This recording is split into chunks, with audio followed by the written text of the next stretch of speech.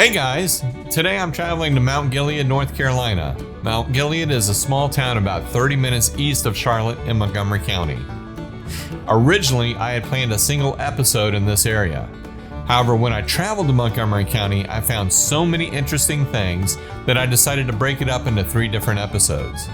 This one will focus on Mount Gilead. I am also working on episodes about Uwharrie National Forest in Troy.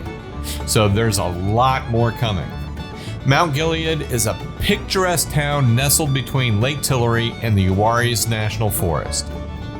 I'm heading down Highway 220 just past Asheboro. I will get off at the Eula-Troy exit and head straight down through Troy, where it will eventually intersect with 731. My first stop will be the Town Creek Indian Mound, an archaeological site of a prehistoric native village. These native people built large earthen mounds as part of their culture. Here, I will visit the Indian Mound and explore the museum. Next, continuing down Highway 731, I will visit Mount Gilead. This is where we will explore the town and learn about its history. There are 4 murals around downtown that gives us a lot of insight into Mount Gilead. We will examine these murals and talk about what they represent.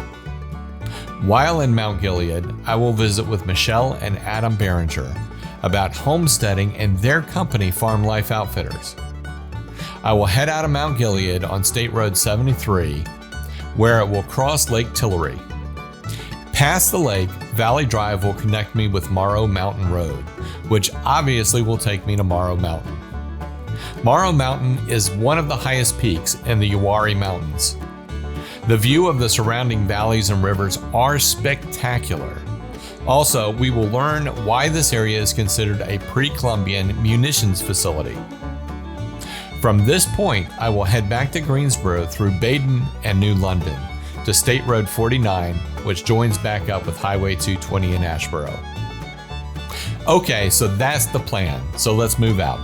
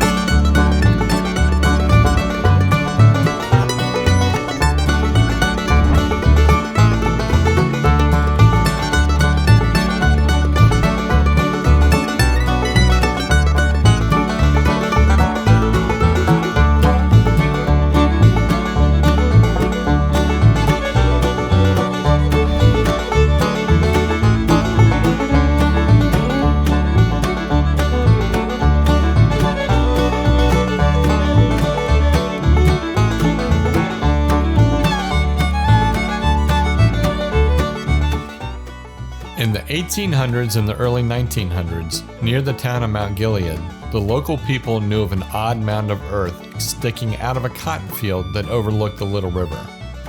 This is a place where you can easily find arrowheads and other artifacts. In 1927, amateur archaeologists started excavating the site. In order to more easily excavate, they would scrape the land, revealing artifacts and most likely damaging this historic site. In 1937, an excavation began by professional archaeologists. It was funded through a program by the federal government to help people get back to work after the Great Depression. Today, this site is known as the Town Creek Indian Mound. I got the pleasure to speak with Rich Thompson. He is the manager of this facility. He describes his role and that of the local community as stewards of the Town Creek Indian Mound. I appreciate the time that he spent with me explaining the significance of this archaeological find and giving me the opportunity to peek into prehistoric Native American culture. Town Creek Indian Mound was part of a Native American culture known as the PeeDee culture. This Native American culture spread along the PeeDee River, which is where it got its name. This village was mound builders, which signifies that they were influenced by the South Appalachian Mississippian culture as well. When the earliest explorers landed in the New World from Europe, many interacted with the tribes that built earthen mounds. However, when explorers returned decades later, most of these sites were overgrown and abandoned.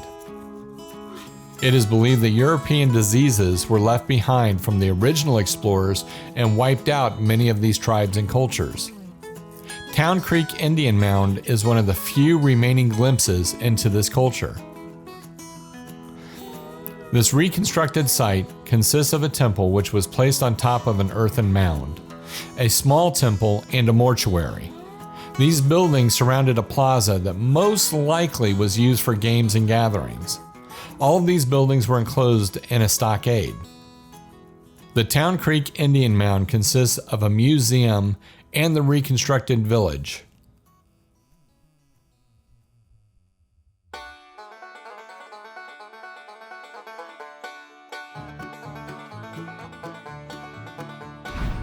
Here we are at Town Creek Indian Mound, and just outside of Mount Gilead in Montgomery County, North Carolina. And I wanted to show you a little bit about it. It's a very interesting spot, but we've got a number of buildings here, and they have these palisades that were constructed around what the village was at the time. They know that when this was built that there are further rings out, and they think that what they did, the Indians that lived here, is as their town grew, would expand outwards, and so the circular rings would continue to increase, and they probably went out.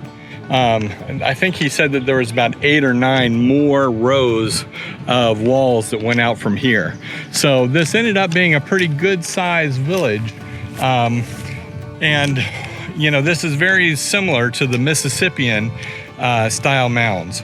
But I'm going to pan around so you can get a good view of the mounds here, and you can see kind of what it is. We're on the top mound here. We're on the actual mound where they had one building here, and it overlooked the village. So I'm just going to turn this around and pan around real quick so you can see it.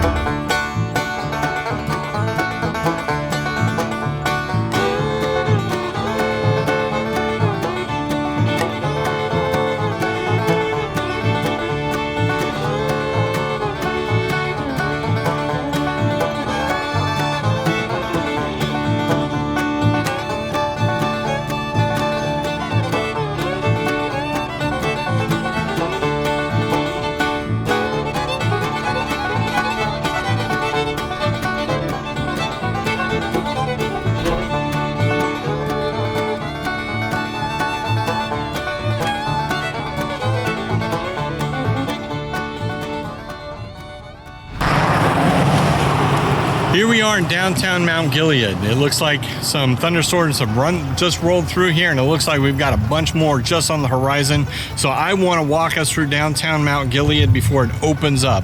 So here we go. We're going to start off on the corner. We're right here on North Main Street. There is a fantastic antique shop right across the street with looks to be an old Ford truck. We're going to walk down through downtown, turn around, and then come on back. So let's get to it.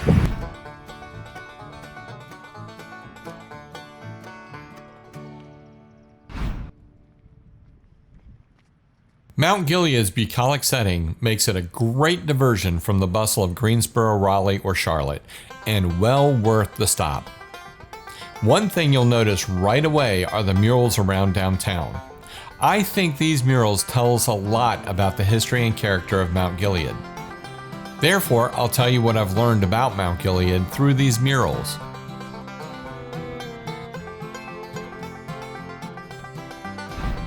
The first was a mural of Town Creek Indian Mound. As Rich Thompson explained to me at the museum, Town Creek Indian Mound is a significant archaeological find and is still being excavated to this day. Not only is it where the native community lived, but it is also their burial site and religious temple. This mural reflects Mount Gilead's stewardship over this national treasure.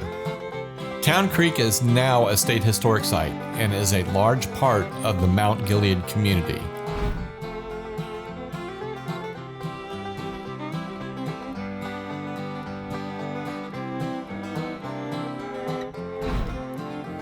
The second mural is a nod to the economic benefactors of Mount Gilead.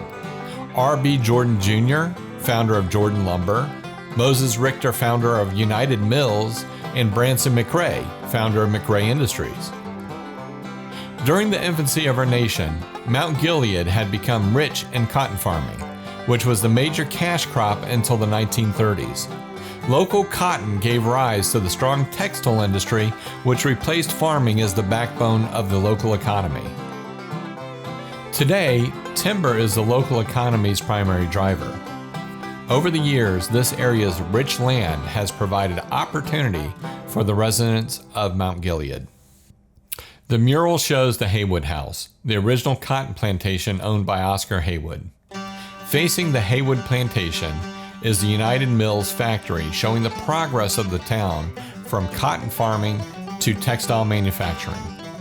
In the mural, the three portraits of the business leaders are resting on a bed of cotton and boughs of pine, which acknowledges the natural resources in the area that have fueled this economy.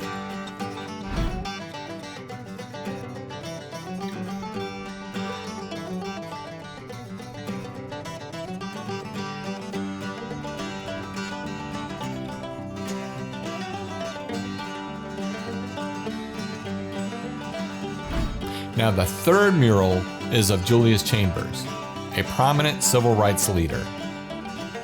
He rose to a position of prominence and litigated a number of cases in front of the Supreme Court. As a civil rights leader, Chambers helped fix injustices in our country, and his efforts aided in changing the cultural landscape of the entire nation. The presence of this mural, only a few miles from the Haywood plantation, is the greatest testament to the significant cultural change that he helped create in this country. Julius Chambers attended North Carolina Central University for his undergraduate education, a traditionally African American university where he graduated summa cum laude. He received a law degree from the University of North Carolina in Chapel Hill. He was the first African American editor-in-chief of the school's law review and graduated first in his class. As an attorney, Chambers successfully litigated several key cases before the Supreme Court. He also opened the first integrated law office in the state of North Carolina. Julius challenged the norms of the times and endured the consequences of this decision. His car was destroyed by a bomb during a speaking engagement in New Bern. His home was bombed because he litigated the Swan School busing case. And in the early 1970s, his law office was bombed in downtown Charlotte. After such a spectacular career as a litigator, he became chancellor of his alma mater, North Carolina Central University. Julius Chambers was an extraordinary person who overcame many significant barriers in his life. He is an inspiration to all Americans.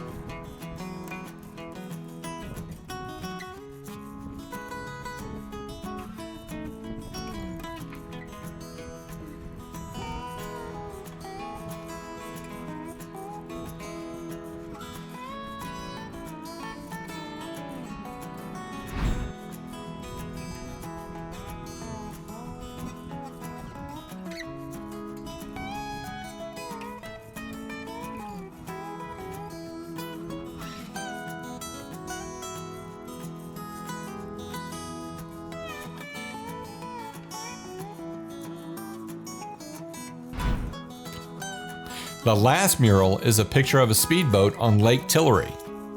At the time of my visit, this mural was being painted by Scott Nurkin, owner of the mural shop in Chapel Hill, North Carolina. He specializes in painting and restoring large-scale murals. The only mural he did not paint in downtown Mount Gilead was the mural of Town Creek Indian Mound, which was painted in the 1990s. Scott's murals are amazing, and it was just dumb luck that I was able to meet him. I have put a link to Scott's website down in the description. Like many towns in North Carolina, the people here are welcoming and easygoing. This is a great town to visit in your travels through this area. Downtown boasts 2 antique shops, an old-timey hardware store, an awesome coffee shop that serves Hershey ice cream, yum, and a home decor retail store and an art gallery.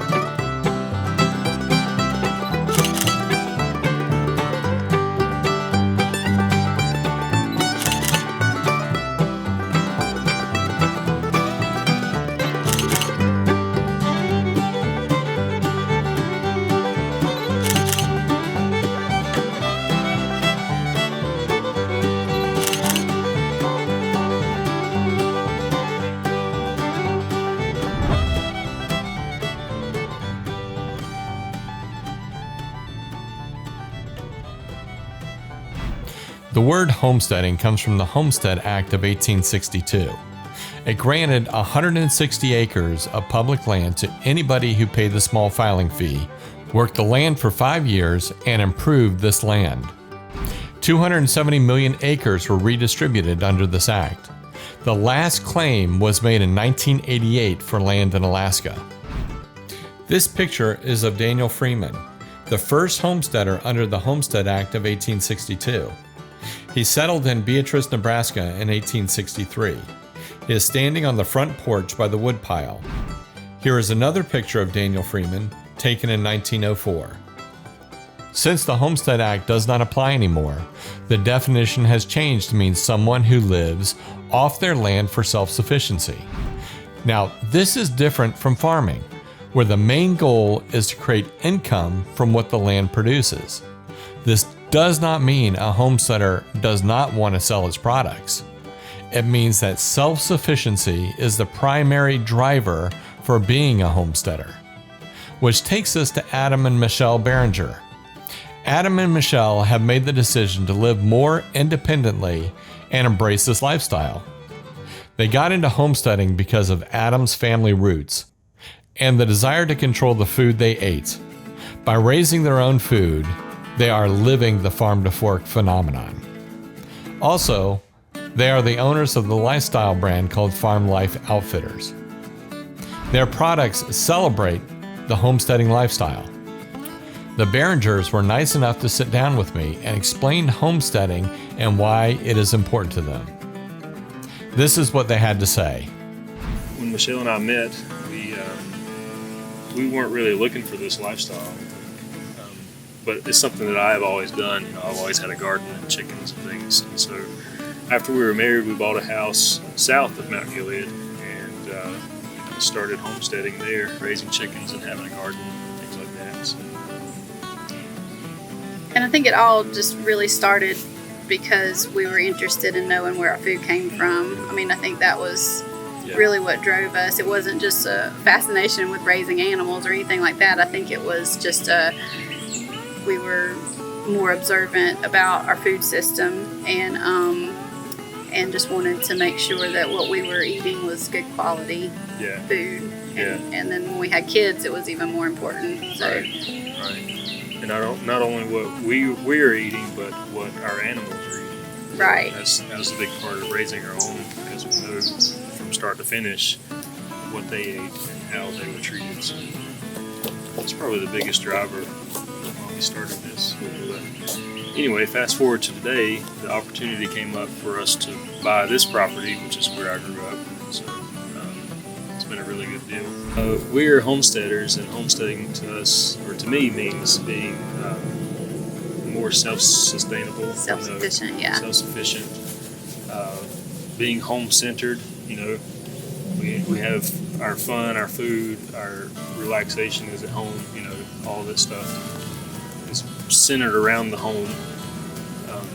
Most of it is food, though. That's the biggest part of it. That's the biggest driver for being a homesteader, is knowing how your food was raised and the quality of it, which is, it doesn't even compare to what you can buy. Now, homestead because they want to learn old skills that they don't know anything about. So, they might have been a part of something with their grandparents, like when they were little or something, where they raised chickens, or a lot of people have horror stories from when their grandparents butchered chickens or whatever, because they did it a different way than most do it now. So just learning those old skills, maybe with a new twist to them, or a more humane twist to them, has been, I think that's really what homesteading is. Now, modern homesteading, I guess, is. Just this year we started a market with people in our community. So on Saturdays we have a little stand set up, and we sell our produce and our meats. Yeah, we set up at a little gas station, but it's like a hub in the river lake community. Everyone stops by there to get bait or food or gas for their boats and all that kind of stuff, and so it's just a great location. So we set up there every Saturday and do pretty well. Yeah, the hard thing is having enough. And then we get people calling during the week saying, do you have more of blah blah blah. It's a small town, there's not the population's not very high, which is fine, and it's fine because everybody knows everybody, and so it's easy for that word of mouth to spread. It started out, Farm Life Outfitters started from, we were already doing this lifestyle, and I saw a need in the marketplace because I was looking for like cute farm country graphic tees online, and I was not finding anything that was simple and tasteful and cute. It was all either really, really busy and nobody knew what was going on, or it was like I would deem inappropriate or whatever. And so I was like, there's just got to be something, out there. And I could not really find anything that was for like the homesteaders, the small farms, and just to kind of celebrate their way of life. And so that's really what started it, with the different designs that we did, and really our clients are mostly, our customers are mostly homesteaders. That's really who it was for anyway. But then I have some friends that buy shirts from us who have absolutely no desire. But I feel like with, people like Chip and Joanna Gaines, who have made like the farmhouse thing so popular, that's really helped us all like kind of ride that wave and just be able to market to people who really have no interest in farming themselves, but they just love the idea of that life, of that lifestyle. We were talking before the interview started about education, and I really think that's like our passion, is education about our food, and just living an intentional life, like being very intentional about how we spend our time, why we got rid of our TV, and that's not for everybody, and we understand that. We don't judge anyone about that, but it's I think, life is so busy that people just go with the flow and they don't really think about what they're doing. And so once we really started thinking about what we were doing and what we were eating and how we were spending our time and that kind of thing, then it was like we want to help other people do that. So that's like with our YouTube channel, that's kind of been the driver behind that too, is just being able to share the skills that we're learning, or the information like the eggs or whatever, just things that people don't have any idea about, just be able to share that with other people so that they know, and then they can make decisions based on that. Right now it's Saturday mornings from 8 to 12 is our market, but like I said, people are contacting us throughout the week too, and people do come to the house to get things if we have them, especially honey, which we're out of. The Barringers have wonderful product designs in their store, Farm Life Outfitters. I encourage you to take a look at their products and support their small business. Also, check out their YouTube channel about the homesteading lifestyle. They live stream every Saturday at 8 p.m. I will put all this information about Farm Life Outfitters and the Barringers YouTube channel down in the description.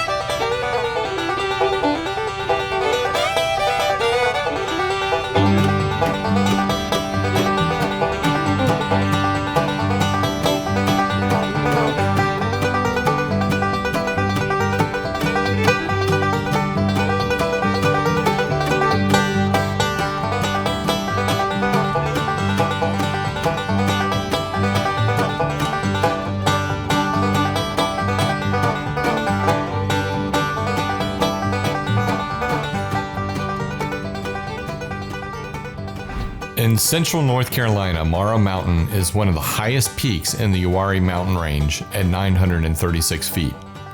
The summit of Morrow Mountain rises 400 feet above the adjacent river valley.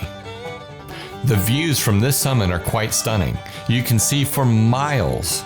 The park itself has 106 family campsites, 6 cabins for rental, over 20 miles of hiking trails, a pool, a picnic area including available shelters, fishing in the PeeDee River, a boat ramp, canoe and kayak rentals, the historic homestead of Dr. Francis Cron, who was a pioneer physician, and a history and nature museum.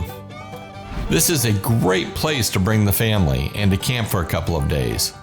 There is plenty of things to keep the kids occupied and having fun. These things alone make Morrow Mountain worth the stop. However, what is really interesting to me is the history of this location. Artifacts in this area have demonstrated that Native Americans have been in this area for at least 12,000 years before European settlement. The question is, what about this area attracted the native peoples to this location? The answer is rhyolite. Rhyolite is used in flint knapping. You use flint knapping to make arrowheads and spearheads. They can also be used for various primitive tools. However, the rhyolite in this area is very unique. It has less silica and more iron and magnesium than found in pure rhyolite. Morrow Mountain is one of the oldest mountains in the world, estimated at 500 million years old. Since this rhyolite was buried in the mountain for such an extended time, it became slightly metamorphosed, which is another way of saying changed. The structure of these rocks became changed by the heat and pressure from being buried in this mountain for such a long time. Essentially, what you get in the end is the perfect rhyolite for flint knapping, which is the process of chipping the rock edges to make a sharp edge for a tool, spearhead, or arrowhead. and the native people along eastern North America knew this for a very long time. The composition of the rhyolite in this area created a very hard rock that yields a conchoid or curved fracture when knapped. A conchoid fracture is a concave circular depression that has a very hard edge. Because of this area was quarried for this excellent knapping material. The arrowheads and tools made from this rhyolite have been found all over the eastern seaboard. This rhyolite has a distinctive dark slate blue look to it. Over 20 ancient quarries of rhyolite and other rock have been discovered throughout the Uwharrie region, with the Hardaway Quarry and the Morrow Mountain Quarry being the most notable. Modern workers have demonstrated that the Morrow Mountain rock is superior to all the other quarried rhyolite.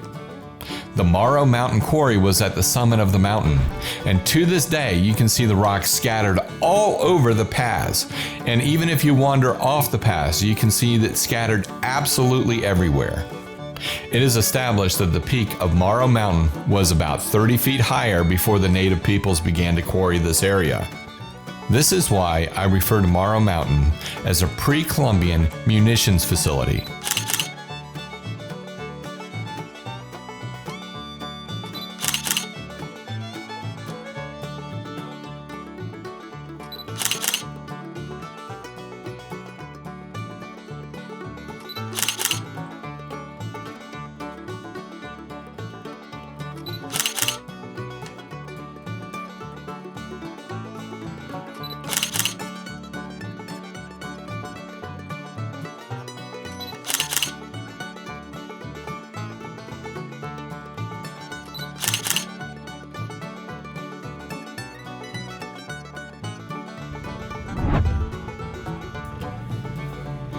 Well, thanks for sticking around to the end.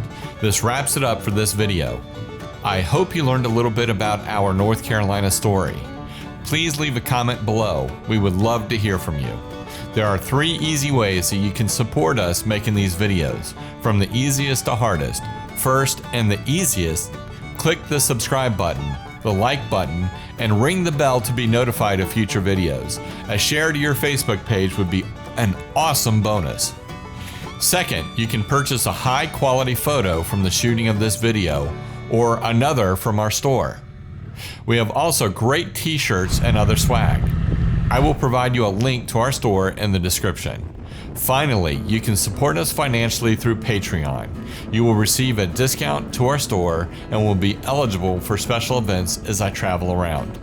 I will provide a link in the subscription. Thank you for watching the North State Biker.